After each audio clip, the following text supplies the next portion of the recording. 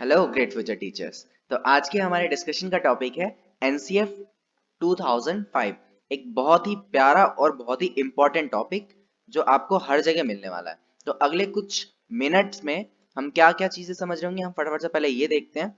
देखिए, सबसे पहले हम जानेंगे कि बेसिकली एनसीएफ है क्या। अगर कोई बंदा पहली बार आया है देखने कि एनसीएफ की, भाई एनसीएफ होता क्या है, तो हम सबसे पहले ये समझेंगे एनसीएफ है क्या, क्या उसकी बेसिक डिटेल्स हैं, कब बना था, किसने बनाया था, क्या क्या चीजें उसके अंदर बताई गई हैं, थोड़ा बहुत आइडिया लेंगे इसका, ठीक है।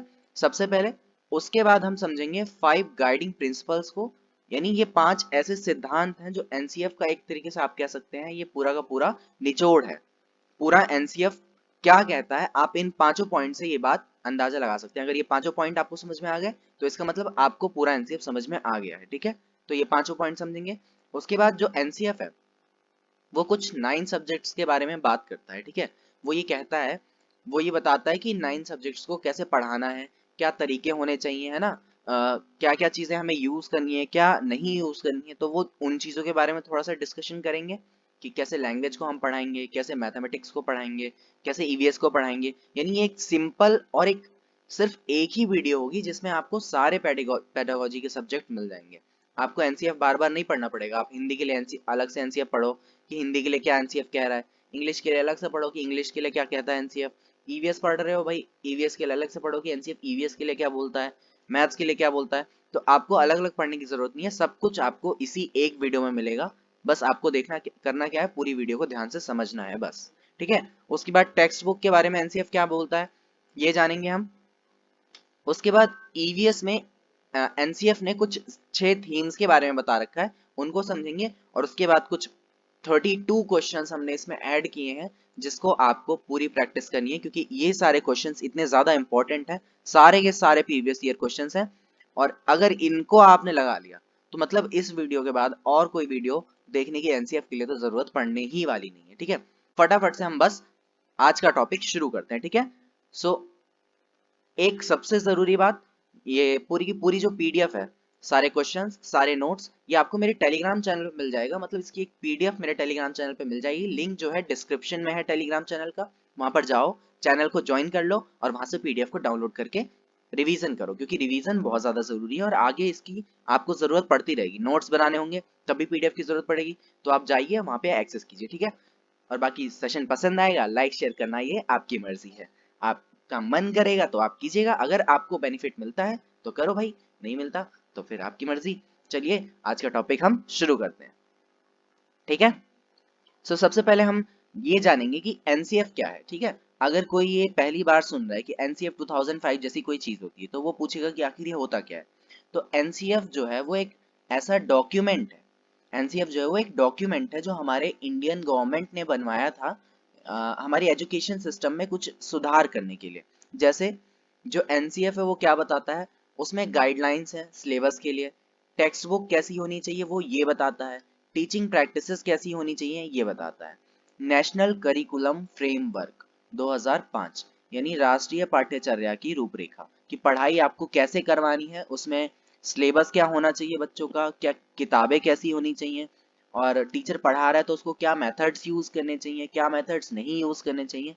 तो ये सारी जो चीजें हैं ये हमें कौन बताता है, ये हमें बताता है एनसीएफ 2005, ठीक है। स्कूल एक्टिविटीज में क्या क्या एक्टिविटीज करवानी है, ये सारी बातें स्कूल से रिलेटेड, सुबह 7 बजे से लेके शाम के अगर 4 बजे तक आपका स्कूल चल रहा है तो उस दौरान आपको क्या क्या चीजें कैसे कैसे करनी है, इसकी पूरी जानकारी जो है वो एनसीएफ हमें बताता है, पूरी गाइडलाइंस एनसीएफ इस बारे में देता है, ठीक है। जो एनसीएफ है वो 2005 में, जो एनसीएफ आया 2005 में, इससे पहले भी 3 एनसीएफ आ चुके थे, ठीक है। 1975 में एक एनसीएफ बना था, नेशनल करिकुलम फ्रेमवर्क बना था, 1988 में बना था, 2000 में बना था और उसके बाद बना था 2005 में।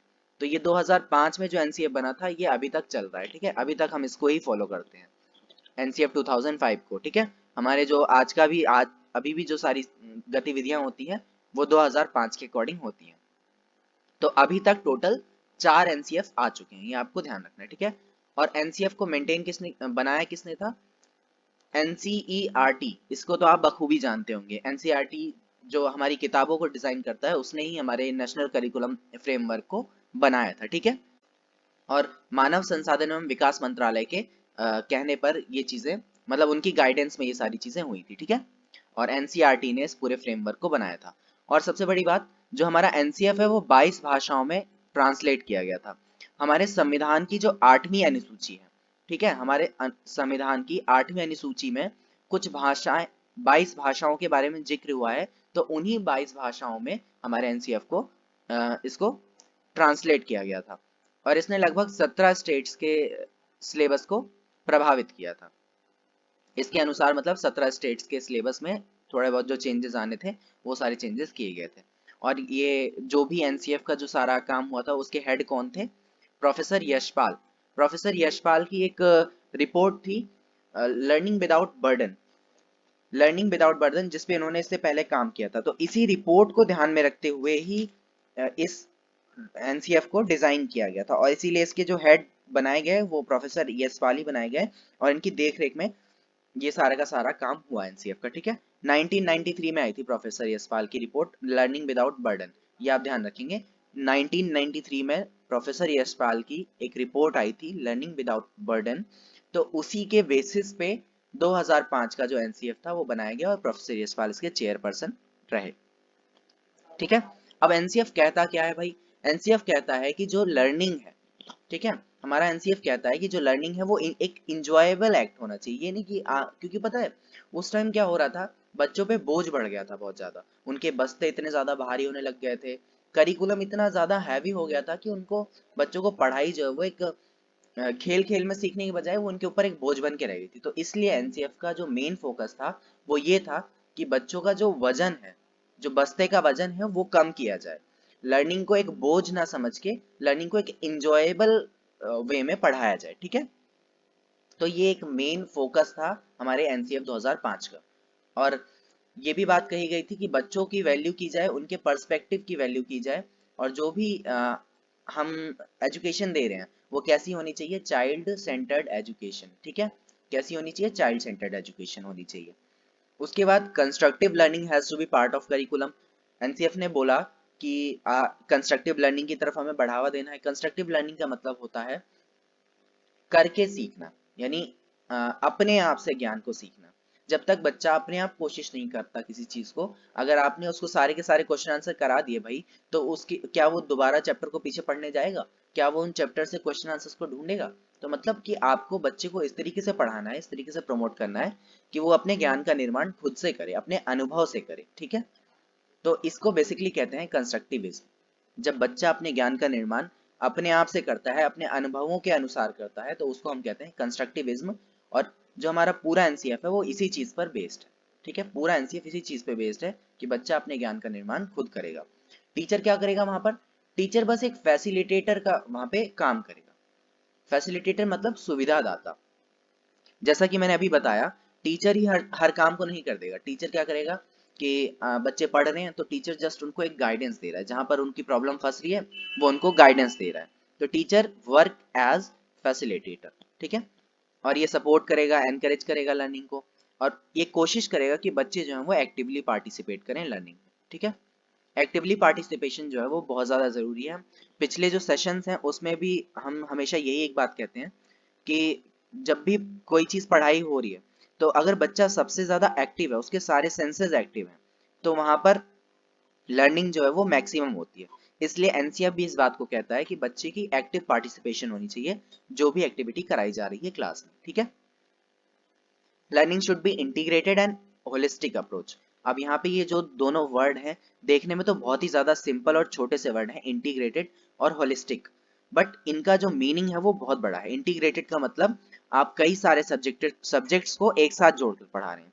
जैसे जब आपकी हिस्ट्री की क्लास होती है तो आप वहां पर क्या कर रहे होते हैं? अगर आपकी हिस्ट्री की बुक हिंदी में है तो आप हिस्ट्री को हिंदी में भी पढ़ रहे होते हैं, यानी आप हिस्ट्री तो सीख ही रहे हैं, साथ के साथ आप हिंदी भी सीख रहे हैं। वहीं अगर आप साइंस पढ़ रहे हैं, साइंस की बुक आपकी इंग्लिश में है, तो आप साइंस तो पढ़ ही रहे हैं और साथ के साथ आप लैंग्वेज भी पढ़ रहे हैं, इंग्लिश लैंग्वेज भी आप पढ़ रहे हैं। तो this is called integrated approach, यानी जब आप एक सब्जेक्ट पढ़ रहे हैं तो उसके साथ साथ आप बाकी सब्जेक्ट को भी मिला जुला कर पढ़ रहे हैं, ठीक है। इसी को हम इंटीग्रेटेड अप्रोच कहते हैं। उसके बाद होलिस्टिक मैनर क्या है? होलिस्टिक मैनर मतलब सारी चीजों को एक संपूर्ण नजरिए से देखना, ठीक है, ये होता है होलिस्टिक। मतलब कि चहुमुखी कह सकते हैं इसको, सर्वांगीण। होलिस्टिक का मतलब होता है सर्वांगीण मैनर, यानी आप सारी चीजों को एक साथ मिला जुला कर पढ़ा रहे हैं।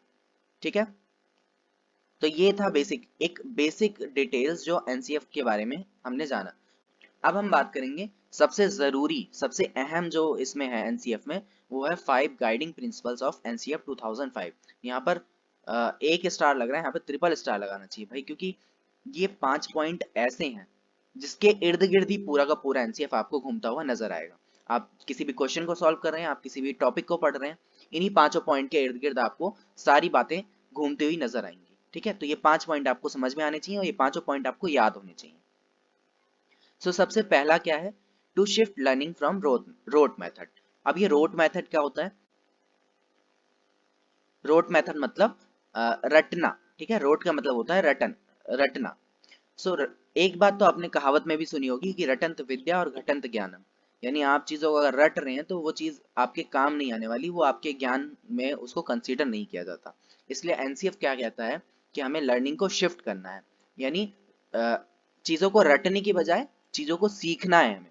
लर्निंग बाय डूइंग आपने सुना होगा, तो एनसीएफ कहता है कि चीजों को हमें करके सीखना है, लर्निंग। तो रोट मेथड से आपको उस पे किस पे शिफ्ट करना है? लर्निंग बाय डूइंग पे। ठीक है, ताकि आप उसको क्या कर सकें, चीजों को वो रटने के बजाय चीजों को समझना जब शुरू करेगा तो वो उसकी नॉलेज जो है उसके लाइफ में काम आएगी। ये है आपका फर्स्ट पॉइंट। ठीक है, सेकंड पॉइंट क्या कहता है? Connecting knowledge to life outside the school. ठीक है, जो ज्ञान आप उसको बच्चे को स्कूल में दे रहे हैं, उस ज्ञान को आपके उसके बाहरी जीवन से कनेक्ट करना है। ये बात आप हमेशा ध्यान रखेंगे जब भी आप बच्चे को कोई चीज पढ़ा रहे हैं, चाहे वो बेसिकली प्राइमरी लेवल होता है वैसे तो इम्पोर्टेंट, बट अगर बड़ी क्लासेस भी हैं, ठीक है, सिर्फ प्राइमरी लेवल ही नहीं, जब आप बच्चों को पढ़ा रहे होते हैं और उस ज्ञान को आप उनके बाहरी दुनिया से कनेक्ट करते हैं, तब उनका जो क्यूरियोसिटी है, मतलब वो ज्यादा अच्छे से चीजों को सीख रहे होते हैं, उनका जो दिमाग है वो उस चीज को ज्यादा अच्छे से कनेक्ट कर पा रहा होता है, कैप्चर कर पा रहा होता है। जब आप उन एग्जाम्पल्स को देते हैं तो वो सोचता है अच्छा हाँ ये तो हाँ ऐसे होता है, ये तो ऐसे होता है, तो वो कनेक्ट कर पाता है नॉलेज को। तो आपको बेसिकली इस चीज पे फोकस करना है कि जो भी ज्ञान आप दे रहे हैं उसको आप स्कूल की चार दीवारी तक सीमित नहीं रखेंगे, उसको आप उसकी लाइफ जो बाहरी लाइफ है उससे कनेक्ट करने की कोशिश करेंगे। ठीक है, ये आपका सेकंड पॉइंट, रियल लाइफ से आपको कनेक्ट करना है। ठीक है, जो किताबी ज्ञान है उसको आपको उसकी आम जिंदगी से जोड़ना है, बेसिकली ये आपका सेकंड पॉइंट। ठीक है, अब हम थर्ड पॉइंट की बात करते हैं, to integrate examination into classroom learning and make it more flexible. Examination और क्लासरूम जो लर्निंग है उसको फ्लेक्सिबल बनाना है। देखिए, उस टाइम एनसीएफ के जब 2005 का जो समय था, उस टाइम बच्चों पे बर्डन बहुत ज्यादा बढ़ गया था। उनकी जो लर्निंग थी वो एक तरीके से पूरा का पूरा सिर्फ बर्डन बन के रह गई थी उनके ऊपर। तो जब आप किसी काम को बर्डन में करते हैं तो उसका आउटकम अच्छा नहीं आता। ये आपने भी गौर किया होगा कि आपके एग्जाम आने वाले हैं तो आपको हड़बड़ी रहती है और चीजें आपको याद नहीं होती। वहीं आपका अगर दिमाग शांत है तो आप अच्छे तरीके से उसको सॉल्व कर पाते हैं, अच्छे तरीके से आप उसको याद कर पाते हैं। तो एनसीएफ भी यही कहता है कि आपको चीजों को बर्डन नहीं बनाना, आपको उसको एंजॉयबल बनाना है, फ्लेक्सिबल बनाना है। ठीक है, फ्लेक्सिबिलिटी बहुत ज्यादा जरूरी है कि आप एग्जामिनेशन लेंगे तो वहां पर भी फ्लेक्सिबिलिटी होनी चाहिए, आप क्लासरूम लर्निंग करवा रहे हैं तो वहां पर भी एक लेवल तक फ्लेक्सिबिलिटी मेंटेन होनी चाहिए। ठीक है, फ्लेक्सिबिलिटी मतलब एक लचीलापन होना चाहिए आपके, जो जो भी आप प्रोसेस करवा रहे हैं, एग्जामिनेशन के प्रोसेस हो चाहे लर्निंग के प्रोसेस हो, उसमें एक लचीलापन हो। ठीक है, इसीलिए जो हमारा एनसीएफ है वो सीसीई को प्रमोट करता है। सीसीई आप जानते होंगे, कॉम्प्रिहेंसिव एंड कंटीन्यूअस इवैल्यूएशन। तो एनसीएफ जो है वो सीसीई को प्रमोट करता है। ठीक है, उसके बाद जो चौथा पॉइंट है वो क्या है? To enrich the curriculum so that it goes beyond text book. चौथा पॉइंट कहता है कि करिकुलम को इस तरीके से एनरिच करें कि वो टेक्स्ट बुक के बाहर जा सके। देखिए, टेक्स्ट बुक जो है वो एक एक सोर्स है, ठीक है, एक रिसोर्स है पढ़ने के लिए, लेकिन एकमात्र रिसोर्स नहीं है। आप ध्यान रखेंगे, हमेशा ध्यान रखेंगे कि हमारा जो टेक्स्ट बुक है वो एक रिसोर्स है पढ़ने के लिए, लेकिन एकमात्र रिसोर्स नहीं है। टेक्स्ट बुक के अलावा भी बहुत सारी चीजें हैं जहाँ से हम सीख सकते हैं, हमारी बाहर की दुनिया, हमारा आसपास का एनवायरनमेंट, हमारा स्कूल, हमारा पीयर ग्रुप, हमारे घर परिवार। ठीक है, तो सिर्फ एक टेक्स्ट बुक जो है वो हम उससे ही नहीं सीखते हैं, हमारी जो बाकी के पहलू हैं हम उससे भी बहुत कुछ सीखते हैं। इसलिए हमारा एनसीएफ कहता है कि आपको बच्चे को सिर्फ टेक्स्ट बुक तक सीमित नहीं करना, उसको उसके बाहर तक ले जाना है। ठीक है।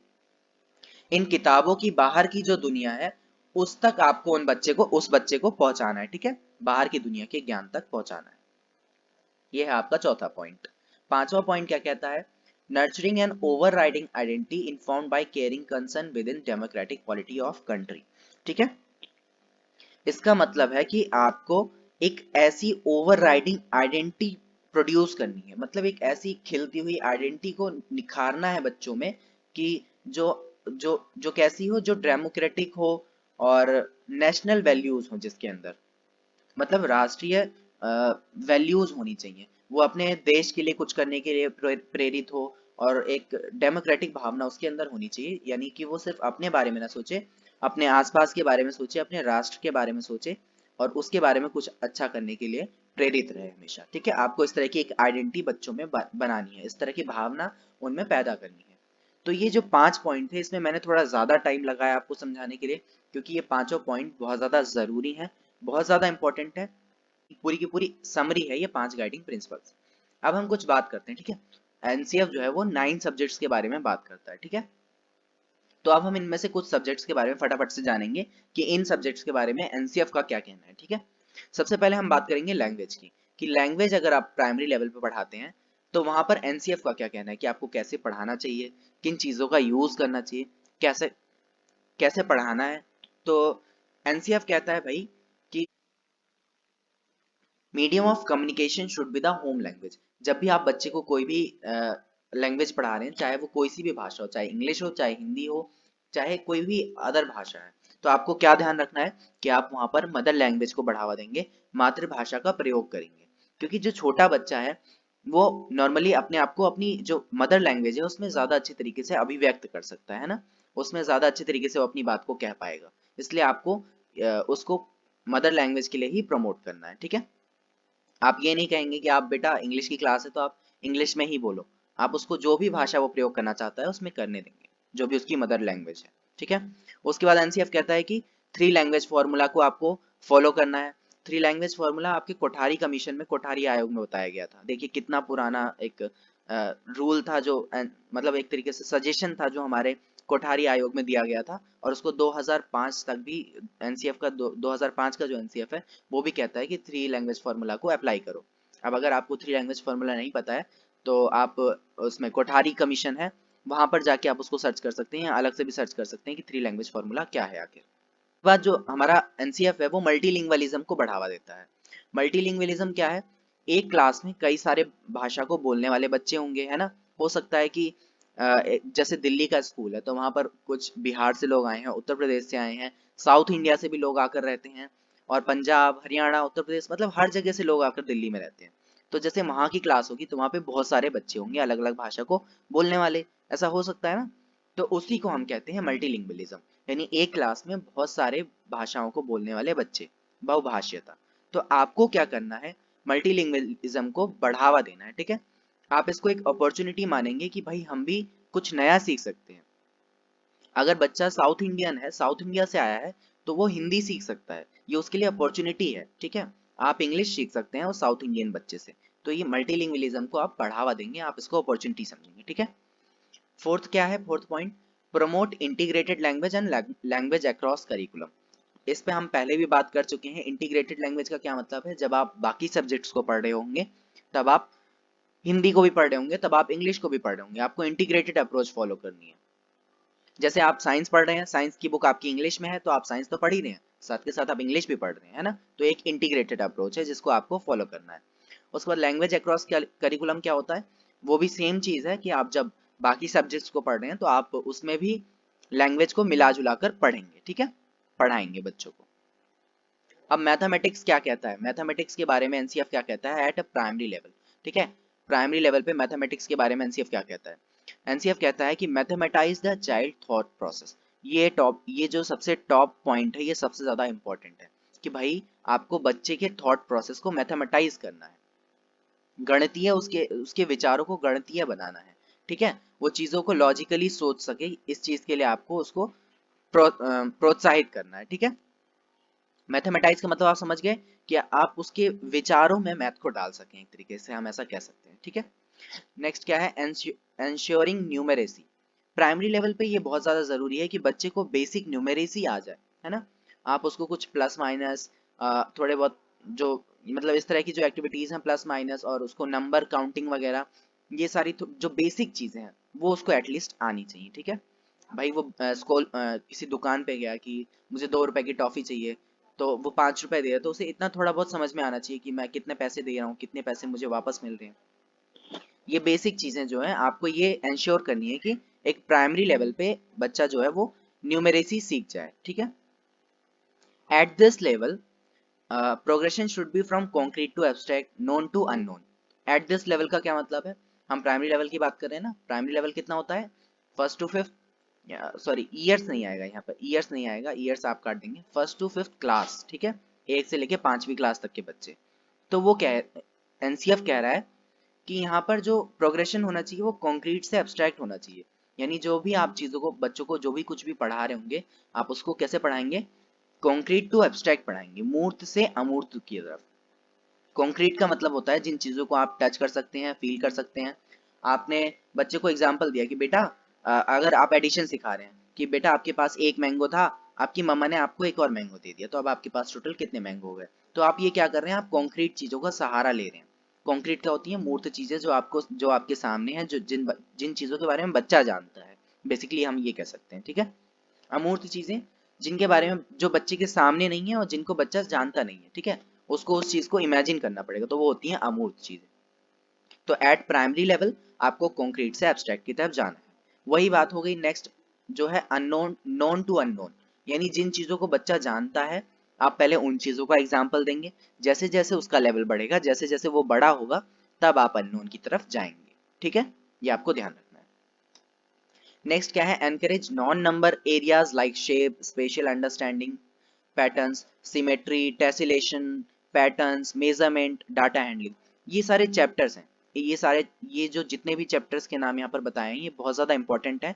इसके अलावा और भी चैप्टर्स होंगे, पर ये बहुत ज़्यादा इंपॉर्टेंट है, ठीक है। क्वेश्चंस में डायरेक्टली पूछा जाता है कि प्राइमरी लेवल पे आपको 4 ऑप्शन दे दिए, टेसिलेशन पढ़ाना है, पैटर्न पढ़ाना है, रेशियो पढ़ाना है, और डाटा हैंडलिंग पढ़ानी है। तो आप, और इसमें पूछ लिया कि इसमें से कौन सा एक आप नहीं पढ़ाएंगे, तो रेशियो, प्रोपोर्शन, ये जो नंबर वाले जो चीजें हैं ना, ये आप प्राइमरी लेवल पे नहीं पढ़ाते, ठीक है। प्राइमरी लेवल पे आप कैसी चीजें पढ़ाते हैं, नॉन नंबर चीजें, जिसमें आप नंबर का यूज नहीं करते, है ना। शेप्स, पैटर्न्स, इन चीजों में नंबर का यूज नहीं होता ना, तो आप इन चीजों को प्राइमरी लेवल पे पढ़ाएंगे, ठीक है। नॉन नंबर वाली चीजें आप प्राइमरी लेवल पे पढ़ाएंगे। मैथमेटिक्स के थ्रू आपको बच्चे को क्या क्या क्या चीजें विकसित करनी है, सिस्टमैटिक बनाना है, कॉन्फिडेंट बनाना है, self evaluation, self esteem, self reliable, ये सारी जो कुछ क्वालिटीज हैं जो कहता है एनसीएफ कहता है कि मैथमेटिक्स के थ्रू बच्चे में आपको डेवलप करवानी है धीरे धीरे करके। उसके बाद हम बात करते हैं ईवीएस एट प्राइमरी लेवल, कि ईवीएस के बारे में एनसीएफ ने क्या चीजें बता रखी हैं। NCF 2005 recommend that children life at school must be linked to their life outside। वही बातें जो भी हमने 5 उन पॉइंट्स में पढ़ी थी कि आपको क्या करना है, बच्चे के जीवन को उसके बाहरी जीवन से जोड़ना है, ठीक है। जो किताब है, जो किताबी ज्ञान है, आपको उसके बाहरी जीवन से जोड़ना है, ठीक है। और ये क्या करेगा, उसके स्कूल, उसका स्कूल और उसके घर और उसकी कम्युनिटी के बीच का जो गैप है उसको खत्म करेगा ये चीज, ठीक है। जब आप उसकी लाइफ को बाहर की दुनिया से जोड़ रहे होंगे, जब आप उसको पढ़ा रहे हैं और उसमें आप उसके बाहरी जीवन का एग्जाम्पल ले रहे हैं, तो उसके घर और उसके स्कूल के बीच का गैप खत्म हो रहा है। जितना कंफर्टेबल बच्चा घर पे फील करता है, उतना ही कंफर्टेबल अब वो स्कूल में भी फील कर रहा है ना। तो आप ये क्या कर रहे हैं, उसके बीच का गैप खत्म कर रहे हैं, और इससे क्या होगा, रोट लर्निंग नहीं होगी, बुकिश नॉलेज को आप बढ़ावा नहीं देंगे, और बच्चा जो है वो ज्यादा बेहतर तरीके से सीख पाएगा, ठीक है। अगेन जो ईवीएस है वो होलिस्टिक मैनर, जो देखो जो छोटा बच्चा होता है वो ये नहीं देखेगा कि भाई अगर मैं किसी नदी को देख रहा हूँ तो ये ज्योग्राफी का पार्ट है, या फिर मैं किसी ह्यूमन बॉडी को देख रहा हूँ तो ये साइंस का पार्ट है, या मैं अपने इन्वायरमेंट में खड़ा हूँ तो ये इन्वायरमेंट जो है वो ईवीएस का पार्ट है। बच्चा जो है वो अपने इन्वायरमेंट को एक होलिस्टिक मैनर में देखता है, ठीक है। बच्चा चीजों को सेग्रीगेट करके नहीं देखता, वो अपनी एक ही नजर से देखता है। इसीलिए एनसीएफ कहता है कि आप किसी भी टॉपिक को अलग नहीं करेंगे। बहुत जरूरी बात, इसे बहुत ध्यान से समझिएगा और कभी मत भूलिएगा कि ईवीएस जो है वो इंटीग्रेटेड वे में पढ़ाया जाता है, ठीक है, प्राइमरी लेवल पे। इंटीग्रेटेड वे का मतलब आप उसमें 3 सब्जेक्ट जुड़े होते हैं, ये आपको ध्यान रखना है। कि ईवीएस के अंदर आपके तीन सब्जेक्ट जुड़े होते हैं प्राइमरी लेवल पे। पहला सोशल साइंस, ठीक है, दूसरा साइंस, सोशल साइंस, साइंस और ईवीएस, ये तीन चीजें आपकी उसमें, सॉरी इन्वायरमेंट की नॉलेज, ये तीन चीजें आपकी जुड़ी होती हैं। ठीक है, ये आप ध्यान रखेंगे इसको, आपको कभी नहीं भूलना कि ईवीएस जो प्राइमरी लेवल पे पढ़ाया जाता है उसमें तीनों चीजें जुड़ी होती हैं, साइंस, सोशल साइंस और इन्वायरमेंट की स्टडी। इसीलिए पांचवी तक जो है आपकी कोई साइंस की किताब नहीं होती और एसएसटी की अलग से किताब नहीं होती।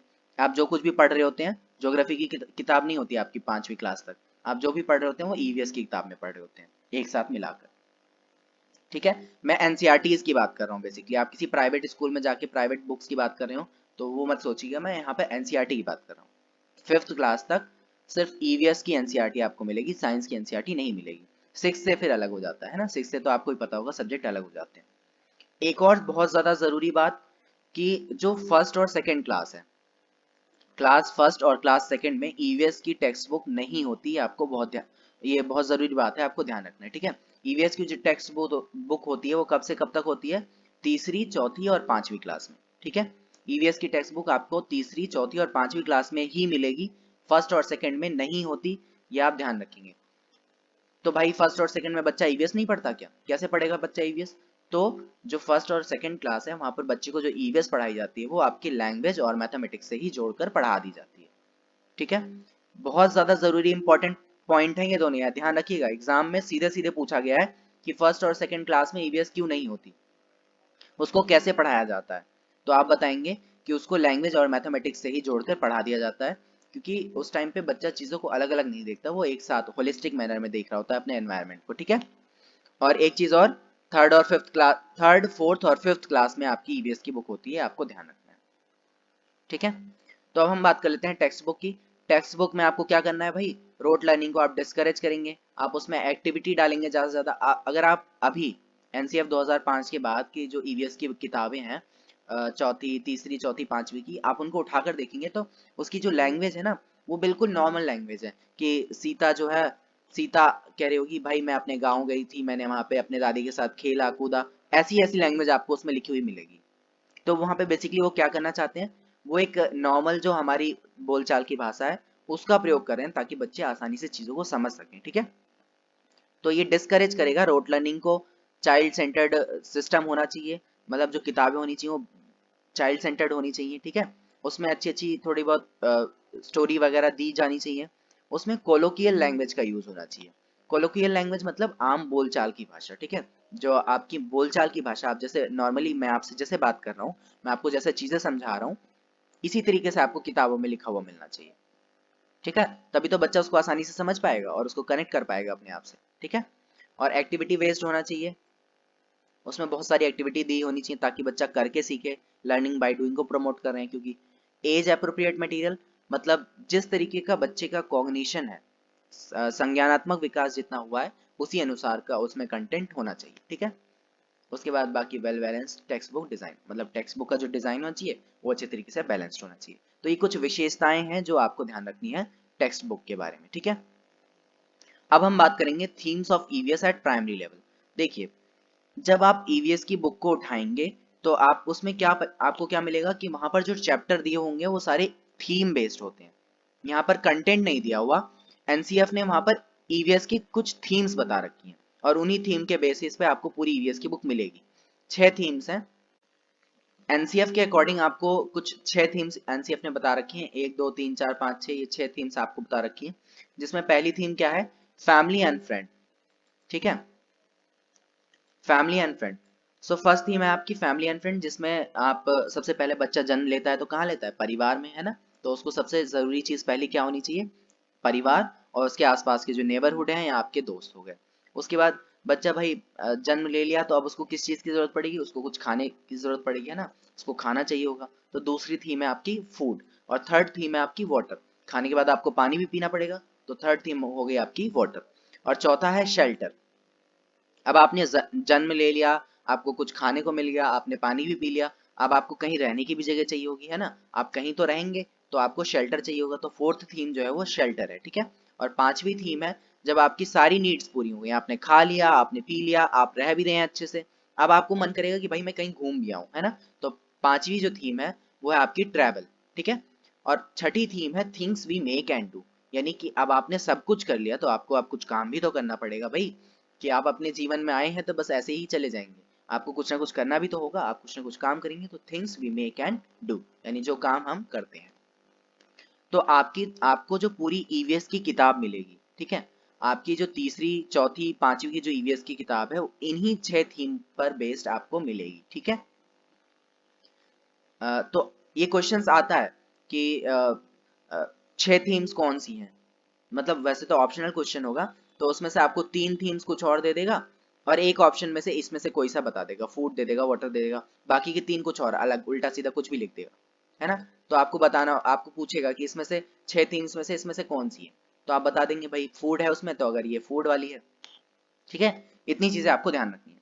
अब एक और जरूरी बात कि ये 6 मेन थीमें हैं, इसके अलावा कुछ सब थीम्स भी हैं, ठीक है। कुछ सब थीम्स भी हैं और वो सिर्फ फैमिली एंड फ्रेंड्स में है और फूड में है, बाकी में नहीं। वाटर की कोई सब थीम नहीं है, शेल्टर की कोई सब थीम नहीं है, ट्रैवल की कोई सब थीम नहीं है, things we make and do की भी कोई सब थीम नहीं है, बस किसकी है, फैमिली एंड फ्रेंड्स और फूड की। 4 सब थीम्स यहाँ पर दी हुई हैं और 5 सब थीम्स यहाँ पर दी हुई हैं फूड में। इसमें क्या है, फैमिली एंड फ्रेंड में रिलेशनशिप है, वर्क एंड प्ले है, एनिमल है, प्लांट है, ये कुछ सब थीम्स हैं चारों, ठीक है। फूड में क्या है, testing, digesting, cooking, preserving techniques, यानी आप खाने को कैसे प्रिजर्व करते हैं ये भी आपको उसमें बताया जाएगा। उसके बाद फार्मर और हंगर, यानी किसान और भूख, ये भी आपका एक सब थीम है, ठीक है। तो देखिए क्वेश्चन जब अभी हम करेंगे ना आपको, तब उसकी प्रैक्टिस में साफ साफ ये सारे क्वेश्चंस मिलने वाले हैं। थीम्स के भी क्वेश्चन मैंने उसमें ऐड किए हैं और सब थीम्स के भी क्वेश्चन ऐड किए हैं, तो आपको आइडिया लग जाएगा कि क्वेश्चन किस तरीके से पूछा जाता है, ठीक है। तो चलिए अब हम कुछ कुछ क्वेश्चंस को फटाफट से प्रैक्टिस कर लेते हैं। लगभग 32 क्वेश्चंस मैंने इसमें ऐड किए हैं, ठीक है। 32 क्वेश्चंस को हम देखेंगे। इसमें कुछ क्वेश्चंस तो बहुत सारे ऐसे हैं जो रिपीट भी हो रहे हैं, तो उसको हम ज़्यादा डिस्कस नहीं करेंगे। जो नए क्वेश्चंस हैं हम उनको अच्छे से डिस्कशन करेंगे, ठीक है। आपको क्या करना है, आपको बस इतना करना है कि 32 क्वेश्चंस में से आपके कितने मार्क्स आए हैं ये चीज़ मुझे कमेंट करके बतानी है आफ्टर द सेशन, ठीक है। पूरा देखेंगे और उसके बाद सारी चीज़ों को समझने के बाद आपके कितने क्वेश्चन सही गए हैं ये आपको बताना है। चलिए शुरू करते हैं हम फर्स्ट क्वेश्चन। फर्स्ट क्वेश्चन क्या कहता है, which of the following is one of the six themes suggested in the EVS syllabus as per NCF 2005। NCF 2005 के मुताबिक इन चार थीम्स, ये जो चारों ऑप्शंस दिए इन चारों में से छह थीम्स में से कौन सा है एक आपको बताना है ये, ठीक है। ऑप्शंस क्या है, things we make and do, how things work, material and natural resource. तो हमने जो छह थीम्स अभी अभी पढ़ी वो क्या कौन कौन सी थी, family and friends, food, water, shelter, travel, things we make and do, ये छह थीम्स हमने पढ़ी। तो उसमें से things we make and do ये ऑप्शन सबसे सही ऑप्शन है और बाकी के तीन ऑप्शंस तो छह थीम्स में से हैं भी नहीं, ये आपको बस कंफ्यूज करने के लिए दिए गए हैं, है ना। तो इस फर्स्ट क्वेश्चन का आंसर क्या है, ए ऑप्शन। सेकंड क्वेश्चन देखते हैं, नेव थ्योरी। देखिए सबसे पहले मैं आपको बता दूं कि ये जो नेव थ्योरीज वाला क्वेश्चन है कुछ नए तरीके का क्वेश्चन है जो आजकल ज्यादा आने लग गया है, ठीक है। नेव थ्योरीज होती क्या है, नेव थ्योरीज को हम अनुभवहीन सिद्धांत कहते हैं या फिर भूले सिद्धांत भी, अगर इसका नेव का मतलब होता है अनुभवहीन, ठीक है। यानी जो ऑन किसी बेसिस पे ना हो, ऐसे ही अपने मन में ऐसी कुछ बातें सोच ली जाती हैं। जैसे बच्चे अक्सर सोच लेते हैं ना कि जब वो पैदल चल रहे होते हैं तो बाइक से जा रहे हैं तो सूरज उनके साथ साथ चल रहा है या चंद्रमा उनके साथ साथ चल रहा है। इस तरह की बहुत सारी बातें हैं जो बच्चे अपने मन में सोच के रख लेते हैं, तो इन्हीं को हम कहते हैं अनुभवहीन सिद्धांत या नेव थ्योरी, ठीक है। क्वेश्चन देखते हैं, naive theories that children construct about various phenomena should be ignored by the teacher, should be punished by the teacher, should be replaced by correct one through repetitive memorization, should be challenged by presenting counter evidences and examples। तो इसमें से कौन सा option सही होगा ये आपको बताना है। कि नेव थ्योरीज को इग्नोर कर देना चाहिए। देखिए अगर उसको इग्नोर कर दिया गया तो फिर वो कभी भी ठीक नहीं हो पाएंगी, है ना। अगर टीचर ने उन गलत बातों को ठीक ही नहीं किया तो बच्चे तो जीवन भर यही सोचते रहेंगे। शुड बी पनिश्ड, ये तो बहुत ही गलत बात है, अगर पनिश कर दिया तो बच्चा डिस्करेज हो जाएगा और इस तरह की वो कोई भी चीज आगे से सोचेगा नहीं और फिर वो डरेगा पूछने से भी। तो अगेन वही चीजें हैं कि ये नेव थ्योरीज कभी भी क्लियर नहीं हो पाएंगी बच्चे के माइंड में। सी ऑप्शन कहता है कि आप उनको मेमोराइज करवाएंगे, मेमोराइजेशन को आप कभी भी बढ़ावा नहीं देते। एनसीएफ भी ये चीज कहता है कि किसी भी केस में आप मेमोराइजेशन को बढ़ावा नहीं देंगे। आप किस चीज को बढ़ावा देंगे, आप काउंटर एविडेंस से मतलब करके सीखने को बढ़ावा देंगे, है ना।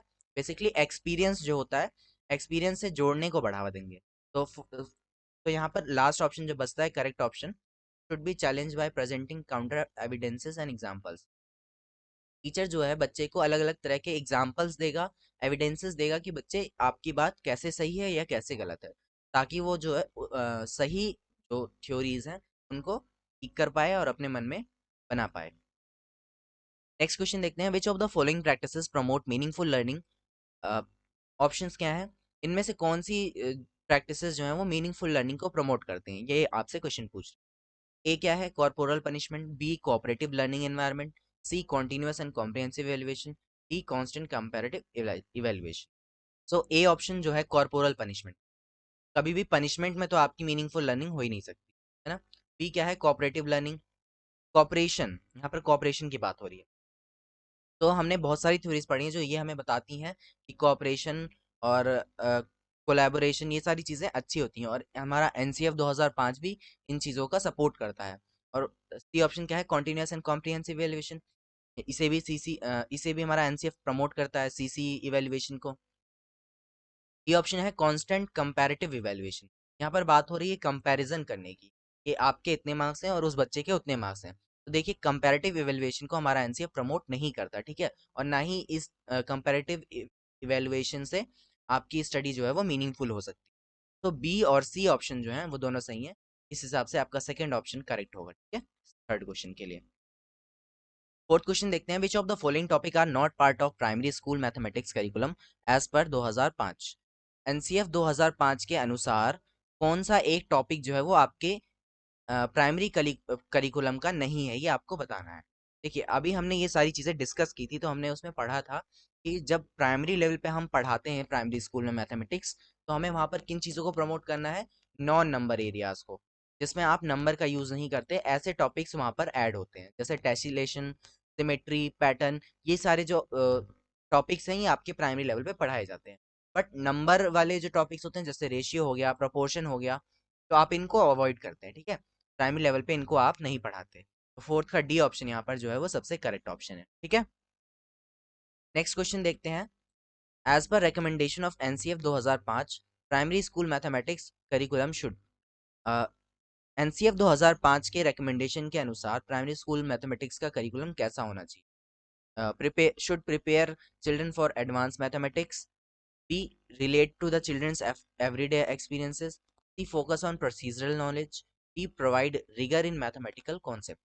तो एनसीएफ 2005 किन चीज़ों के बारे में बात करता है, प्राइमरी लेवल पे जब आप बच्चे को मैथ पढ़ा रहे होंगे तो आप ये सोच कर नहीं पढ़ाते कि हम उसको आगे आने वाली जो एडवांस मैथमेटिक्स है वो सिखा दें, ठीक है, हायर लेवल के लिए आप प्रिपेयर नहीं कराते, वहाँ पर आप क्या करते हैं, बेसिक न्यूमेरेसी न्यूमेरेसी को इंश्योर करते हैं, बच्चे को बेसिक न्यूमेरेसी आ जाए सारी, और क्या करना होता है कि बच्चे की लाइफ को, बच्चे के रोजाना एक्सपीरियंस को मैथमेटिक्स से जोड़ना होता है, ठीक है, उसके नॉलेज जो किताबी ज्ञान है उसको बाहर की दुनिया से जोड़ना होता है, उसके एक्सपीरियंसेस से जोड़ना होता है। ये ऑप्शन क्या है, फोकस ऑन प्रोसीजरल नॉलेज, और डी है प्रोवाइड रिगन इन मैथमेटिकल कॉन्सेप्ट। तो सी और डी ये दोनों ही आपको बस कंफ्यूज करने के लिए ऑप्शंस दिए हैं। सबसे बेस्ट ऑप्शन एनसीएफ के अनुसार क्या होगा, कि एनसीएफ हमेशा यही बात कहेगा कि आप बच्चे की नॉलेज को बाहर की दुनिया से जोड़िए, ठीक है, पांचवे का बी ऑप्शन जो है सबसे करेक्ट ऑप्शन।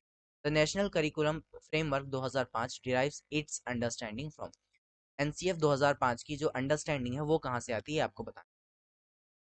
तो एनसीएफ क्या कहता है, एनसीएफ कहता है कि बच्चा अपनी नॉलेज को खुद कंस्ट्रक्ट करे, है ना, यही कहता है। ह्यूमनिज्म, बिहेवियरिज्म और कॉग्निटिव थ्योरीज तो बस आपको कंफ्यूजन करने के लिए दी गई हैं। आप हमेशा याद रखेंगे कि जो एनसीएफ है, हमारा एनसीएफ 2005 जो है वो पूरी तरह से कंस्ट्रक्टिविज्म पर बेस्ड है। वो ये मानेगा कि बच्चा जो है वो नॉलेज, अपनी नॉलेज को अपने आप कंस्ट्रक्ट करेगा, क्या। नेक्स्ट क्वेश्चन देखते हैं, way what is the full form of BALA. अब इसकी फुल फॉर्म में आपको इस चीज को हमने वहां पर डिस्कस नहीं किया था, यहाँ पर मैं आपको बता देता हूँ। एनसीएफ 2005 क्या कहता है कि हमारे आसपास का जो एनवायरनमेंट है वो भी ऐसा होना चाहिए कि हम उस एनवायरनमेंट से भी कुछ ना कुछ सीख, है ना, जो बच्चा है वो इस उस एनवायरनमेंट से भी कुछ ना कुछ सीख रहा हो।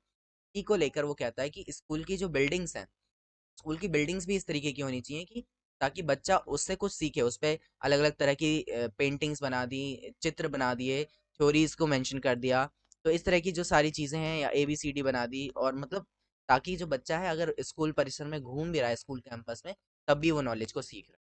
तो इसी को हम कहते हैं बिल्डिंग एज लर्निंग एड, ठीक है, इसी को हम शॉर्ट फॉर्म में कहते हैं बाला, बिल्डिंग एज लर्निंग एड। तो सेवंथ का डी ऑप्शन यहाँ पर सबसे करेक्ट ऑप्शन है। बाकी के ऑप्शन यहाँ पर बेकार हैं, बाकी के ऑप्शन से आपको कंफ्यूज बिल्कुल नहीं होना, ठीक है। बिल्डिंग एज लर्निंग एड इसका ऑप्शन सबसे करेक्ट है।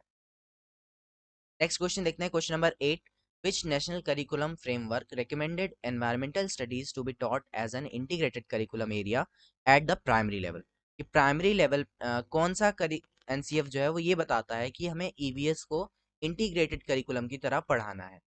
तो एक चीज यहाँ पर आप ध्यान रखेंगे, ये क्वेश्चन बहुत ही ज्यादा यूनिक है, क्योंकि आप सोचेंगे कि एनसीएफ 2005 ये बात कहता है कि आप ईवीएस को इंटीग्रेटेड करिकुलम की तरह पढ़ाएंगे।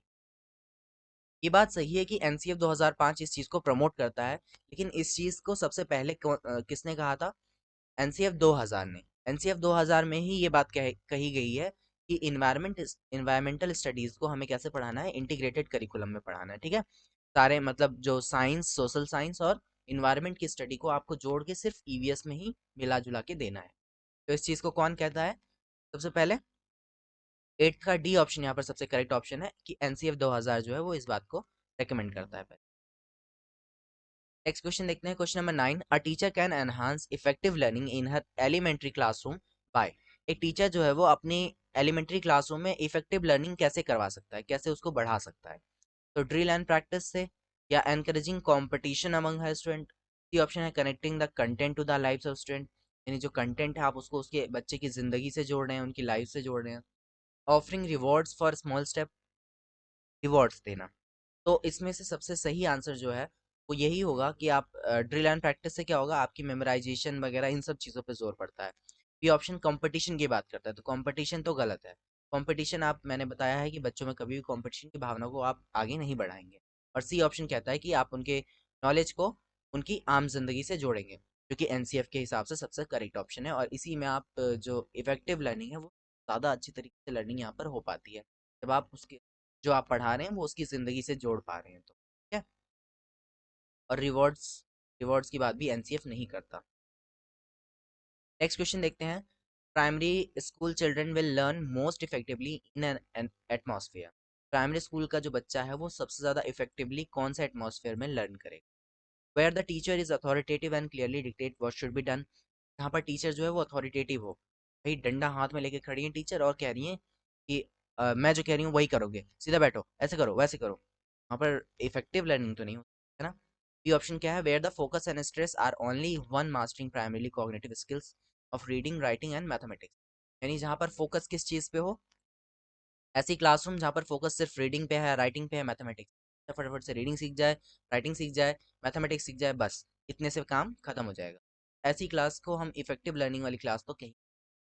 तो ऑप्शन क्या है? Where the teacher leads all the learning and expect student to play a passive role. यहाँ पर टीचर ये एक्सपेक्ट करे कि बच्चा जो है वो पैसिव रोल प्ले करेगा, तो ये तो बहुत ही गलत बात है, क्योंकि एनसीएफ यही कहता है कि सबसे ज़्यादा इफेक्टिव लर्निंग कब होती है? जब बच्चा एक्टिव हो, है ना। जब तक बच्चा एक्टिव नहीं है तब तक उसे समझ में क्या आएगा, वो लर्न क्या करेगा। तो ये ऑप्शन जो है वो हर तरीके से गलत है, सी ऑप्शन। तो आपके पास एक ही ऑप्शन बचता है, D option, where their emotional needs are met and they feel they are valued. वहाँ पर उनकी इमोशनल नीड्स पूरी हो और उनको लगे कि हाँ उनकी वैल्यू की जा रही है।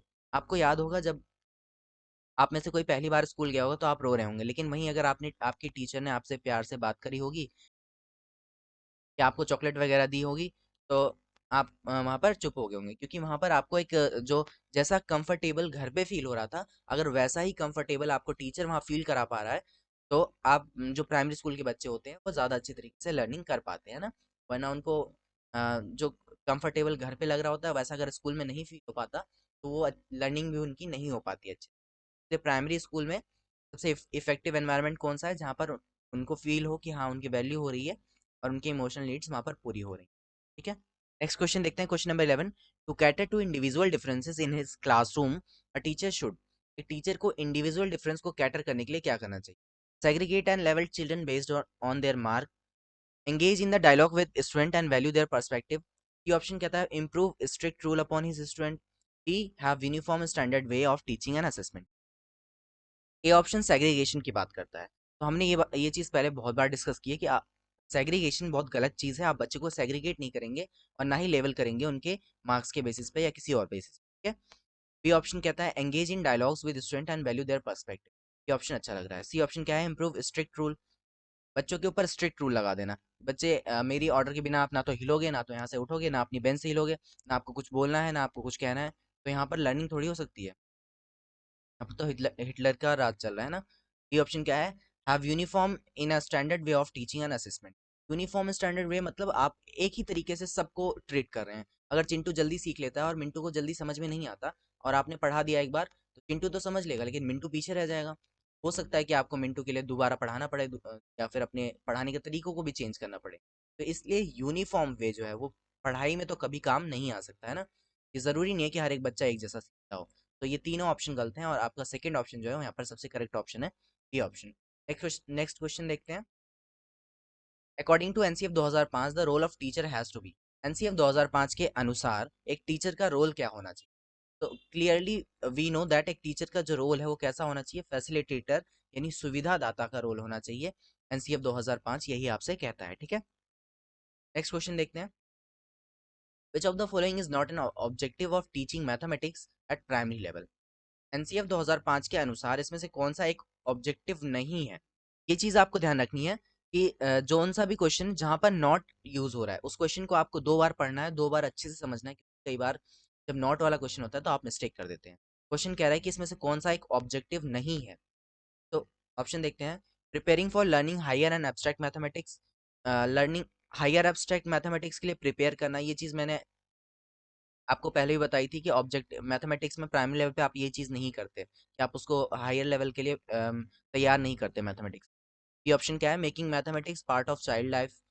मैथमेटिक्स को बच्चे के चाइल्ड से बच्चे के एक्सपीरियंस, लाइफ एक्सपीरियंसेस से जोड़ना, ये तो ऑब्जेक्टिव है, ये हमने पढ़ा था।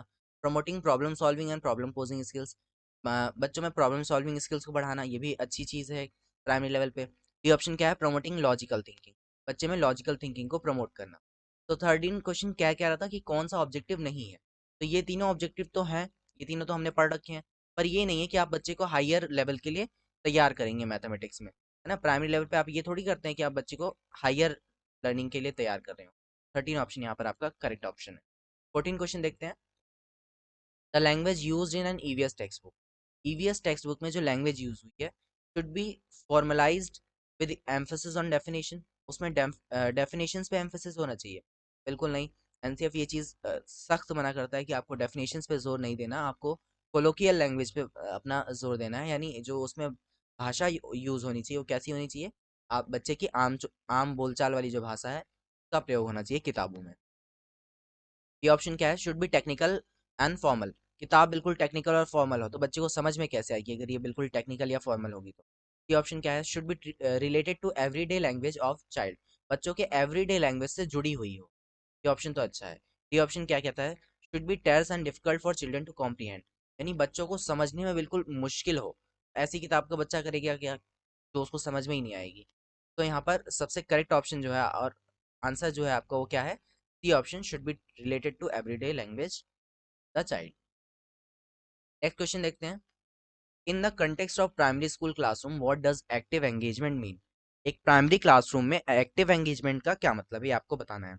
एक्टिव एंगेजमेंट का मतलब होता है कि बच्चा आपसे क्वेश्चनिंग कर रहा हो, आप कुछ क्वेश्चंस पूछ रहे हैं, बच्चा लगातार आंसर दे रहा है या किसी तरह की कोई डिबेट चल रही है ना, इन सारी चीजों को हम एक्टिव एंगेजमेंट कह सकते हैं।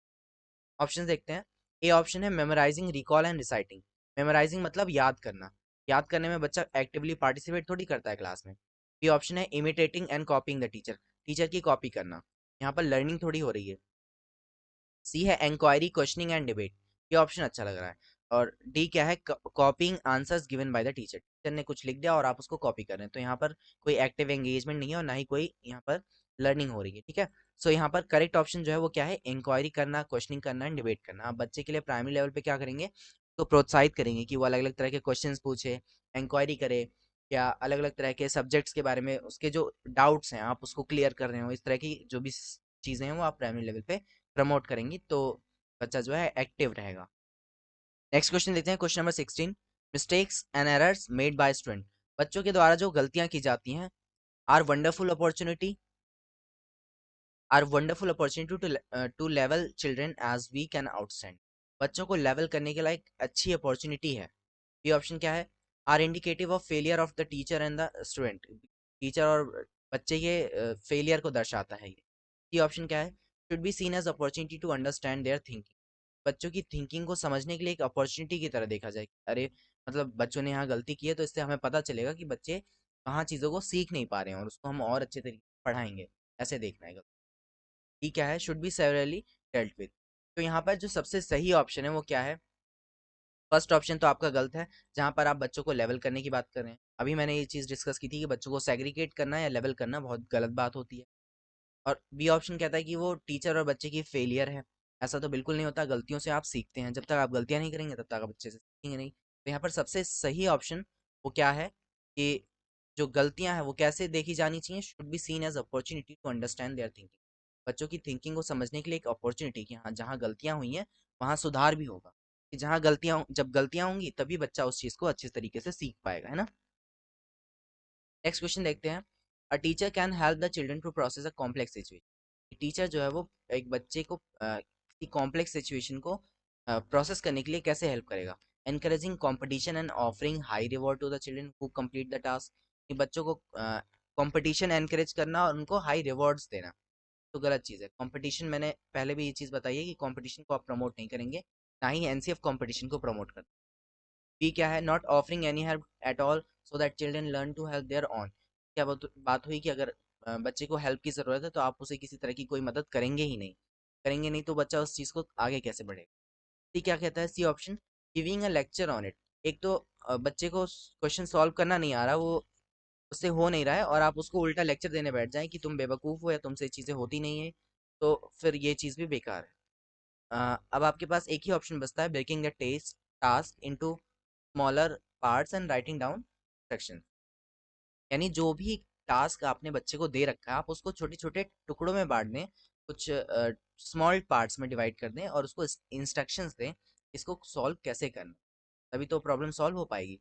तो यहाँ पर सबसे करेक्ट ऑप्शन जो है वो आपका क्या है? D option, breaking the task into smaller parts, writing down. Next question देखते हैं। Which one of the following situation is illustrated of child centred classroom. इसमें से कौन सी सिचुएशन बाल केंद्रित क्लासरूम को दर्शाती है, ये आपको बताना है। ए ऑप्शन, ए क्या है? A class in which the teacher dictate and student are asked to memorize the note. यानी एक क्लास है जहाँ पर टीचर डिक्टेट कर रहा है और बच्चों को कह रहा है कि आप सारी चीज़ों को मेमोराइज कर लें। अगेन मेमोराइजेशन नेगेटिव टर्म है, ना ही एनसीएफ इस चीज़ को प्रमोट करता है, तो ये ऑप्शन गलत हो जाएगा और ये चाइल्ड सेंटर्ड क्लासरूम को नहीं दर्शाएगा। ये ऑप्शन क्या है? A class in which the text book is only resource the teacher refers to. एक क्लास जहाँ पर टीचर जो है सिर्फ टेक्स्ट बुक को ही एक रिसोर्स मानता है पढ़ाई का। तो ये चीज़ मैंने आपको पहले भी समझाई है कि टेक्स्ट बुक एक रिसोर्स है पढ़ाई का, लेकिन एकमात्र रिसोर्स नहीं है। ठीक है, ओनली रिसोर्स नहीं है टेक्स्ट बुक। टेक्स्ट बुक के अलावा भी बहुत सारी चीज़ें हैं जहाँ से बच्चा सीखता है। तो ये ऑप्शन भी गलत है। ये ऑप्शन क्या है? A class in which the student are sitting in a group, the teacher takes turn to go to each group. एक क्लास जहाँ पर बच्चे जो हैं वो ग्रुप में बैठे हुए हैं और टीचर जो है एक एक करके सारे ग्रुप्स के पास जाता है। तो ये चीज़ अच्छी है। यहाँ पर जो टीचर है वो क्या कर रहा है? एक एक बच्चे पर अपना ध्यान दे रहा है, तो इसी को हम चाइल्ड सेंटर्ड कह सकते हैं। फोर्थ ऑप्शन देखते हैं फिर भी। A class in which the behavior of student is governed by the rewards and punishment the teacher would give them। यानी एक ऐसी क्लास जहाँ पर बच्चों का जो बिहेवियर है स्टूडेंट्स का वो कैसे गवर्न होगा? उनके टीचर द्वारा दिए जा रहे रिवॉर्ड्स और पनिशमेंट्स के अनुसार। तो डी ऑप्शन यहाँ पर भी बेकार है। तो यहाँ पर सबसे करेक्ट ऑप्शन क्या है? जहाँ पर टीचर, बच्चे ग्रुप में बैठे हैं और टीचर सबके पास जा जाके उनकी हेल्प कर रहा है। नेक्स्ट क्वेश्चन देखते हैं। Question number 19, according to NCF 2005 which one of the following is not a major aim of mathematics education primary education. तो अभी इस तरह का क्वेश्चन हमने डिस्कस किया था कि इसमें से कौन सा एक मेजर एम नहीं है, ये आपको बताना है। ठीक है, ऑप्शंस क्या हैं? टू मैथमेटाइज, यहाँ पर मैथमेटाइज आएगा, ये ठीक कर लीजिए आप। To mathematize the child thought process, यानी बच्चे के थॉट प्रोसेस को मैथमेटाइज करना। बी है to relate mathematics to the child current context, बच्चे के मैथमेटिक्स को बच्चे के करंट कंटेक्स्ट से जोड़ना। ठीक है, ये ऑप्शन है to enhance problem solving skill, बच्चों में प्रॉब्लम सॉल्विंग स्किल को बढ़ाना। ये ऑप्शन है to prepare for higher education in mathematics, बच्चों को हायर एजुकेशन के लिए प्रिपेयर करना। तो इसमें से पूछ रहा है कौन सा एक मेजर एम नहीं है। ये एम है, ये हमने पढ़ा है, ये भी एम है, ये भी, ये सारी चीजें तो बेसिक वही है जो अभी हमने पढ़ी थी। लेकिन डी ऑप्शन क्या कहता है कि आप हायर एजुकेशन के लिए बच्चों को प्रिपेयर कर रहे हैं। तो ये बात मैंने अभी हमने पहले भी क्वेश्चन में डिस्कस की थी। अगेन वही चीज है कि आप बच्चे को हायर एजुकेशन के लिए प्रिपेयर नहीं करते हैं प्राइमरी लेवल। ठीक है, नेक्स्ट क्वेश्चन देखते हैं, which one of the following should be the most important feature of mathematics text book eight primary level. Primary level पे इसमें से कौन सा जो है सबसे एक इंपॉर्टेंट फीचर हो सकता है मैथमेटिक्स टेक्स्ट बुक। ऑप्शंस क्या हैं? Concept should be link to higher class. Again higher class से रिलेटेड ऐसी कोई चिंता हम नहीं करते हैं प्राइमरी लेवल पे। ठीक है, concept should be pretty presented from complex to simple. यहाँ पर बात जो हो रही है वो हो रही है कि कॉम्प्लेक्स टू सिंपल, सारी मुश्किल मुश्किल चीजें जोड़ दी हैं, उसके बाद कहीं जाकर फिर आसान चीजें। प्राइमरी लेवल पे ये चीज गलत है। प्राइमरी लेवल पे अगर सारी कॉम्प्लेक्स चीजें रहेंगी तो बच्चे को समझ में नहीं आएंगी। ठीक है, तो ये ऑप्शन है concept should be presented in strict hierarchical manner, यानी सब कुछ एक बिल्कुल स्ट्रिक्ट रूल वाइज सब कुछ दिया हुआ है। तो वो भी बच्चे के लिए अच्छा नहीं हो, क्योंकि बच्चे को क्या चाहिए कि नॉर्मल लैंग्वेज वाली ऐसी किताब जहाँ पर उनकी आम भाषा का प्रयोग हो और चीज़ें इंजॉयबल तरीके में वहाँ पर प्रेजेंटेड हो, है ना। बच्चे को ऐसी चीज़ें जिनको वो पहले से जानता हो, ऐसे एग्जाम्पल्स उसमें दी। ये ऑप्शन क्या है? Concept should be presented from concrete to abstract. Concrete to abstract का मतलब होता है मूर्त से अमूर्त की तरफ। इस चीज़ को हमने पहले भी डिस्कस किया है कि जैसे आपको एक एग्जांपल दिया कि मैंने आपको 2 टॉफ़ी दे दी, मैंने बच्चे को एग्जांपल दिया कि बेटा मैंने आपको 2 टॉफ़ी दे दी और 4 टॉफ़ी आपके फ्रेंड ने आपको दे दी। अब आपके पास टोटल टॉफ़ीज़ कितनी होगी? तो ये वो है, आप उसको किस तरह का एग्जाम्पल दे रहे हैं, जिन चीज़ों को वो पहले से जानता है। कॉन्क्रीट मतलब जिनको वो टच कर सकता है, फील कर सकता है, और जिन चीज़ों को वो पहले से जानता है, ऐसी चीज़ों को हम कॉन्क्रीट कहते हैं। और अमूर्त यानी जिन चीज़ों को वो नहीं जानता या जो चीज़ें वो बाद में एक्सपीरियंस करेगा। ठीक है, तो यहाँ पर जो सबसे करेक्ट ऑप्शन है वो क्या हो जाएगा? डी ऑप्शन यहाँ पर सबसे करेक्ट है कि किताबें कैसी होनी चाहिए जहाँ पर कॉन्क्रीट से अब्स्ट्रैक्ट में दिया हुआ हो सारी चीज़ें। ठीक है, ऐसी चीज़ें जिनको बच्चा जानता हो, आप उससे लेकर जाएंगे कॉम्प्लेक्स की तरफ। तो यहाँ पर डी ऑप्शन सबसे करेक्ट ऑप्शन। नेक्स्ट क्वेश्चन देखते हैं, question number 21। As per the NCF 2005, which one among the following is the theme of EVS. NCF 2005 के अनुसार इसमें से कौन सा एक जो है ईवीएस का थीम है? अभी आपने 6 थीम्स उसमें रिवाइज की थी। अगेन मैं बता देता हूँ, family and friends, food, water, shelter, travel और things we make and do, ये 6 थीम्स आपने पढ़ी थी। तो बाकी का ये सोलर सिस्टम, वेदर, एनर्जी, ये सब तो इसमें है ही नहीं। ये चीज़ें बस आपको कंफ्यूज करने के लिए दी हैं। यहाँ पर ए ऑप्शन जो है आपका सबसे करेक्ट ऑप्शन है। ठीक है, 21st का ए ऑप्शन आपका सही ऑप्शन है। नेक्स्ट क्वेश्चन देखते हैं, question number 22। As per the NCF 2005, multilingualism in learning a language should be seen as. तो अभी हमने वहाँ पर डिस्कस किया था कि एनसीएफ 2005 जो है वो मल्टीलिंगुअलिज्म को किस तरीके से देखता है, ये आपको बताना है ना। ऑप्शंस क्या हैं? Challenge for student to learn many languages, B है challenge for teacher to manage such class, C है hindrance in teaching learning English, और डी ऑप्शन कहता है resource in teaching learning English. तो वहाँ पर हमने ये चीज़ें डिस्कस की थी कि जो मल्टीलिंगुअलिज्म है, ना तो वो कोई बाधा है, कोई हिंड्रेंस नहीं है, ठीक है, और ना ही किसी तरह का चैलेंज है। ठीक है, वो क्या है? एक रिसोर्स है, कि एक अपॉर्चुनिटी है, एक रिसोर्स है। ठीक है, मल्टीलिंगुअलिज्म क्या है? एक अपॉर्चुनिटी है या फिर एक रिसोर्स की तरह आप उसको मानेंगे। भाई अगर सुब्रमण्यम साउथ इंडिया से आया है तो राहुल के लिए तो ये अपॉर्चुनिटी है कि उसका दोस्त इंग्लिश जानता है तो वो इंग्लिश सीख जाएगा, और जो राहुल है वो सुब्रमण्यम को हिंदी सिखा सकता है। बच्चों में एक ये अपॉर्चुनिटी है कि भाई वो अलग अलग लैंग्वेज को सीख सकते हैं, उनके बारे में और जान सकते हैं। मल्टीलिंगुअलिज्म एक अपॉर्चुनिटी है। ठीक है, नेक्स्ट क्वेश्चन देखते हैं, question number 23। Which of the following should be consider the most important quality of teacher at primary level. इसमें से जो एक प्राइमरी लेवल पे एक टीचर की सबसे इंपॉर्टेंट क्वालिटी क्या होनी चाहिए? क्या नॉलेज का ज्ञान सबसे ज़्यादा हो, या बहुत अच्छी लैंग्वेज में टीचर पढ़ा रहा हो? तो ये सारी चीज़ें क्या प्राइमरी लेवल के लिए काम काम आएंगी? प्राइमरी लेवल पे सबसे ज़रूरी होता है कि हम बच्चों को कैसे संभाल पा रहे हैं, ना पेशेंस एक टीचर। इसलिए प्राइमरी लेवल के टीचर्स का जो सबसे ज़रूरी क्वालिटी है वो ये होती है कि उनके अंदर पेशेंस और प्रिजर्वेंस होनी चाहिए। ठीक है, 23rd का जो करेक्ट ऑप्शन है वो क्या होगा? पेशेंस। बाकी अगर टीचर को बहुत अच्छी नॉलेज है तो अच्छी बात है, बट उस नॉलेज को वो बच्चों में क्या, बच्चों के लिए कैसे इस्तेमाल करेगा ना। और अगर किसी बहुत अच्छी हाईली स्टैंडर्डाइज लैंग्वेज में बात कर रहा है टीचर, तो वो भी बच्चों के किसी काम की नहीं है। बच्चों को तो क्या चाहिए? मतलब एक ऐसा टीचर हो जो सारे बच्चों को संभाल पाए, सारे बच्चों पर ध्यान दे पाए, उनकी इमोशनल नीड्स की वैल्यू कर पाए। तो ये चीज़ें प्राइमरी लेवल पे मैटर करती है ना। कहीं ना कहीं पढ़ाने से ज़्यादा ज़रूरी होता है कि बच्चे जो हैं वो टीचर एक लगाव रख पाए, और उनसे तभी वो ज़्यादा अच्छी तरीके से सीख पाते हैं ना। प्राइमरी लेवल पे ऐसा आपने देखा होगा। नेक्स्ट क्वेश्चन देखते हैं 24। Which among the following is true statement regarding NCF 2005? NCF 2005 के लिए इसमें से कौन सी एक स्टेटमेंट सही है, ये आपको बताना है, ठीक है। ऑप्शंस पढ़िए फटाफट से और अपने मन में सोचिए, क्योंकि आपने ये बेसिक डिटेल्स में ये चीज़ पढ़ रखी है कि एनसीएफ के बारे में कौन सी चीज़ सही है। फर्स्ट ऑप्शन क्या है? This is constitutional amendment regarding school education.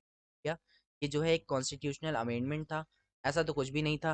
B option है, this is a document prepared by NCERT which is presenting suggestions regarding school education in India. ये एक ऐसा डॉक्यूमेंट था जिसको किसने प्रिपेयर किया था? एनसीईआरटी ने, और जो सजेशंस देता है स्कूल एजुकेशन। हाँ, ये बात तो सही है। सी ऑप्शन देखते हैं। This is the document sign by UNESCO and India regarding qualitative education in India. ऐसा कुछ भी नहीं है कि यूनेस्को द्वारा इसको साइन किया गया। और डी ऑप्शन है नन ऑफ द अबव। तो यहाँ पर बी ऑप्शन जो है वो सबसे सही ऑप्शन है, कि इसको एनसीईआरटी द्वारा बनाया गया था, और इसमें सजेशंस थी कि स्कूल एजुकेशन को कैसे सुधारा जा सकता है। क्वेश्चन नंबर 25 देखते हैं। According to NCF 2000 in which group of classes in environmental. देखिए, एनसीएफ 2000 का एक क्वेश्चन मैंने पहले भी इसमें ऐड किया था। में क्या बात कही गई थी कि एनसीएफ 2000 ये कहता है कि ईवीएस को हमें इंटीग्रेटेड वे में पढ़ाना है। ये वाला क्वेश्चन कह रहा है कि इसमें से कौन सी क्लास में आपको ईवीएस पढ़ाना चाहिए अकॉर्डिंग टू एनसीएफ 2000। ईवीएस के बारे में ये दोनों बातें कि ईवीएस को आपको इंटीग्रेटेड वे में पढ़ाना है, और थर्ड, फोर्थ और फिफ्थ क्लास में पढ़ाना है। ये बात 2000 वाले एनसीएफ ने ही आपको बता दी थी, ठीक है, ये आप ध्यान रखेंगे।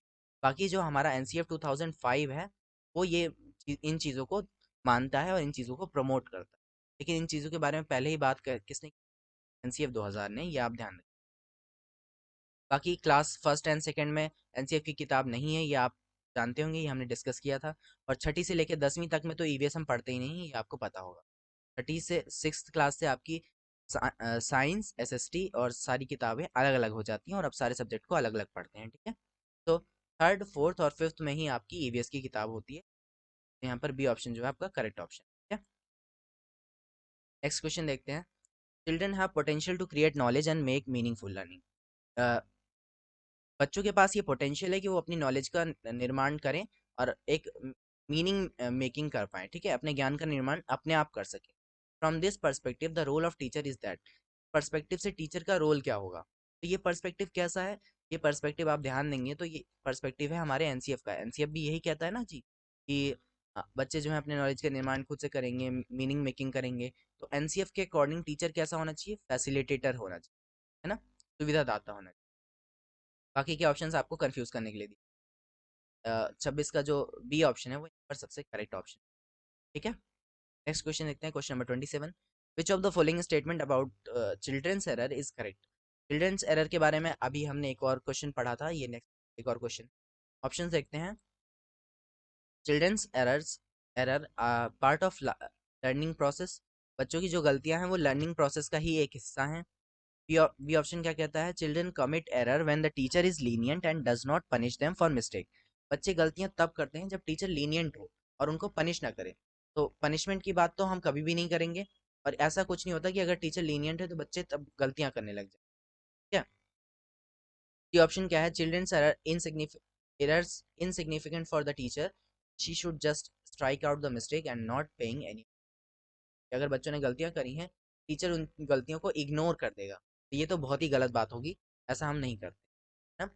ये ऑप्शन क्या है? Children commit error because they are careless. बच्चों को केयरलेस या इस तरह की चीज़ें आप कभी भी नहीं मानेंगे।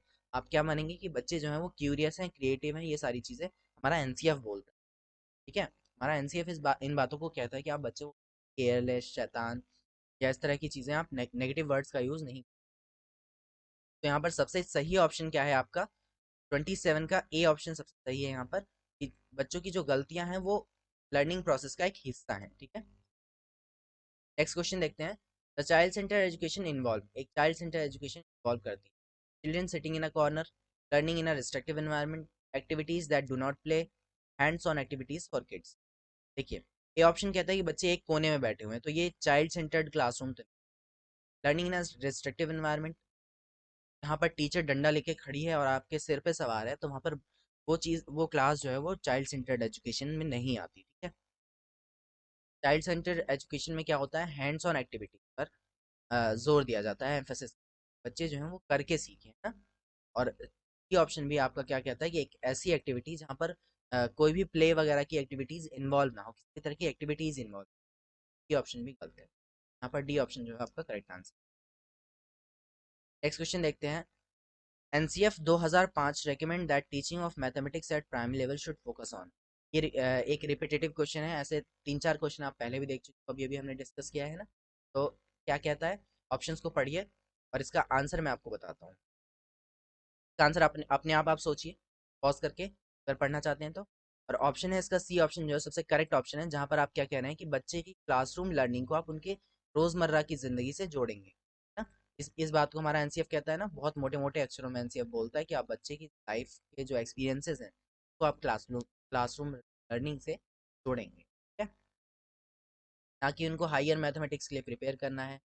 बाकी की चीज़ें भी यहाँ पर एब्स्ट्रैक्ट कॉन्सेप्ट, यानी कि जिन चीज़ों के बारे में बच्चा नहीं जानता आप उसको प्राइमरी लेवल प्रमोट करें, बिल्कुल नहीं।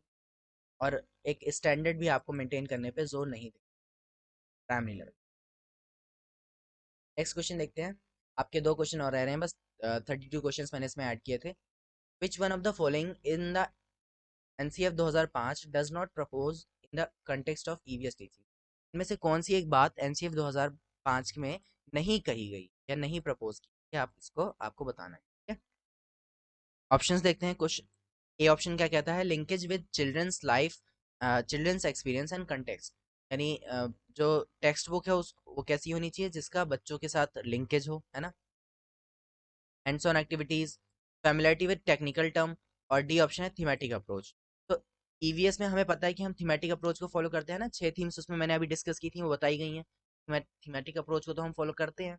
और हैंड्स ऑन एक्टिविटी को भी ईवीएस जो है, ईवीएस की जो टेक्स्ट बुक है वो बढ़ावा देती है, और ये भी कहती है कि उनके एक्सपीरियंस से जोड़ो। बट क्या नहीं कहती, कौन सी बात, कौन सी एक बात नहीं कहती है, वो ये नहीं कहती कि आप उनको टेक्निकल टर्म से उनकी फैमिलियरिटी करवाओ, है ना। तो डज नॉट प्रपोज आपसे पूछा कि कौन सी एक बात नहीं कहती है, फैमिलियरिटी विद टेक्निकल, जो कठिन शब्द हैं आप उनसे फैमिलियरिटी नहीं करवाते बच्चे।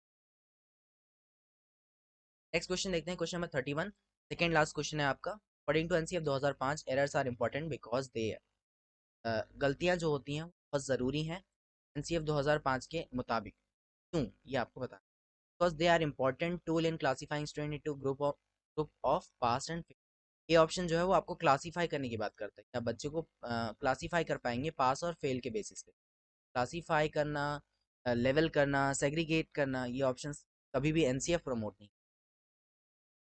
ये ऑप्शन क्या है, provide a way to teacher to scold the children, यहाँ पर स्कॉल्ड आएगा, स्कॉल्ड मतलब डांटना, कि आप एक टीचर्स को एक मौका मिल जाता है बच्चों को डांटने के लिए, ये भी गलत है कि बच्चों को इस्तेमाल नहीं करें। ये ऑप्शन क्या है, provide an insight into the child thinking, help to identify solution, तो ये ऑप्शन कहता है कि आप, ये आपको एक इंसाइट देता है कि आप बच्चे की थिंकिंग के बारे में समझ सकें, है? एक तरीके से आपको मौका मिलता है कि आप जहाँ मिस्टेक हो रही है उसको पहचान पाएं और उसमें सॉल्यूशंस पे काम कर पाएं। यहाँ पर सी ऑप्शन जो है सबसे सही है। ये ऑप्शन क्या कहता है, provide space for removing some children from the class, बच्चों को क्लास से ही बाहर निकाल दो, तो बिल्कुल ही गलत ऑप्शन होगी। यहाँ पर सबसे करेक्ट ऑप्शन क्या है, सी ऑप्शन। नेक्स्ट क्वेश्चन देखते हैं 32, एनसीएफ 2005 और हमारा लास्ट क्वेश्चन है, ठीक है। NCF 2005 has not recommended any prescribed curriculum and text book for EVS from class first and second, the most appropriate reason for this, सबसे यूनिक क्वेश्चन और सबसे इंपॉर्टेंट क्वेश्चन आप कह सकते हैं कि भाई आपने पढ़ लिया कि क्लास फर्स्ट और सेकंड में ईवीएस की टेक्स्ट बुक नहीं है ना, एनसीएफ ने, एनसीएफ के अकॉर्डिंग क्लास फर्स्ट और सेकंड में ईवीएस की टेक्स्ट बुक नहीं है, लेकिन इसका रीजन क्या है ये आपको पता होना चाहिए। तो इसका ऑप्शंस देख लेते हैं क्या है, to reduce the load of curriculum, देखिए कभी भी करिकुलम का लोड रिड्यूस करने के लिए या बढ़ाने के लिए तो आप किसी को ऐड या हटाते नहीं है, ठीक है। कोई भी टॉपिक ऐड करना या हटाना इस चीज़ पे बेस नहीं हो, ये कोई महत्वपूर्ण बात नहीं है। ये ऑप्शन क्या है, EVS is only for class third one, भाई आपसे पूछ रहा है कि अप्रोप्रिएट रीजन क्या है कि किताब नहीं है, तो आप ये कह रहे हैं कि भाई किस थर्ड क्लास में किताब नहीं होती। ये ऑप्शन क्या है, learner is in the class first and second can not read and right. कि जो लर्नर है फर्स्ट और सेकंड क्लास में वो ना तो रीड कर सकता है ना तो राइट कर सकता है। ये क्या बात हुई कि अगर बच्चा ना ही पढ़ पाता है ना लिख पाता है, तो Hindi English math science, sorry science नहीं, हिंदी इंग्लिश मैथ बाकी के सब्जेक्ट्स कैसे पढ़ेगा कि अगर वो रीड और राइट नहीं कर। यहाँ पर सी ऑप्शन गलत है और आपके पास एक ही ऑप्शन बचता है, to provide contextual learning environment. यानी आप इन्वायरमेंट की जो सारी जानकारी है वो आप उनके कंटेक्स्ट से ही जोड़ के दे सकें। उनके जो लैंग्वेज और मैथमेटिक्स होता है ना, आप उससे ही उनके उसको ज्ञान को जोड़ के एनवायरमेंट का ज्ञान भी उसी प्रोवाइड करा दें। बच्चा जो है अपने एनवायरनमेंट को एक होलिस्टिक मैनर में देखे ना, एक सर्वांगीण मैनर में देखे, चीज़ों को अलग अलग नहीं देखे। इसलिए आपकी फर्स्ट और सेकंड क्लास में बुक ज़रूरी नहीं समझी गई और उसको थर्ड फोर्थ और फिफ्थ लगाया गया है। ठीक है, तो आज के लिए हमारे बस इतने ही क्वेश्चन थे, 32 क्वेश्चन हमने डिस्कस कर लिए हैं। और आपके कितने क्वेश्चन सही हुए हैं ये आपको मुझे कमेंट करके, ठीक है, अपने क्वेश्चंस को आप अपने जो भी मार्क्स आपके आए हैं आप उसको कमेंट करके बताएंगे कि 32 में से कितने मार्क्स आए। और अभी तक आप बने रहे हैं इसके लिए आपका बहुत बहुत धन्यवाद। ये आपके सच में बहुत ज़्यादा काम आने वाली है एग्जाम में। और एक सबसे ज़रूरी बात कि इसकी जो पीडीएफ है, जितना भी आपने डिस्कशन किया है, जितनी ये सारी चीज़ें हैं, ये आपको मेरे टेलीग्राम चैनल पे मिल जाएंगी। लिंक आपको डिस्क्रिप्शन में दिया हुआ है, वहाँ पर जाइए टेलीग्राम चैनल वाले पे एक्सेस कीजिए। और बिल्कुल फ्री है, कोई चार्जेस वगैरह नहीं है। चाहिए उसको डाउनलोड कीजिए और रिवीजन, ठीक है, क्योंकि रिवीजन आपके लिए बहुत ज़रूरी है। एग्जाम से पहले आपको कई बार रिवीजन करने पड़ेंगे, नोट्स बनाने पड़ेंगे, तो पीडीएफ की ज़रूरत आपको लगती रहेगी। ठीक है, बाकी सेशन पसंद आया हो तो लाइक शेयर करना, ये आपकी मर्जी है, लेकिन फिर भी अगर आप शेयर करते हैं किसी नीडी को जो तैयारी कर रहा हो तो उसके लिए बहुत अच्छा हो। अगर चैनल पहली बार देख रहे हैं तो सब्सक्राइब कर लीजिए। और मिलते हैं हम फिर हम नेक्स्ट सेशन में एक नए टॉपिक के साथ। तब तक बने रहिए, अपना ख्याल रखिए और see you, bye bye, have a good day.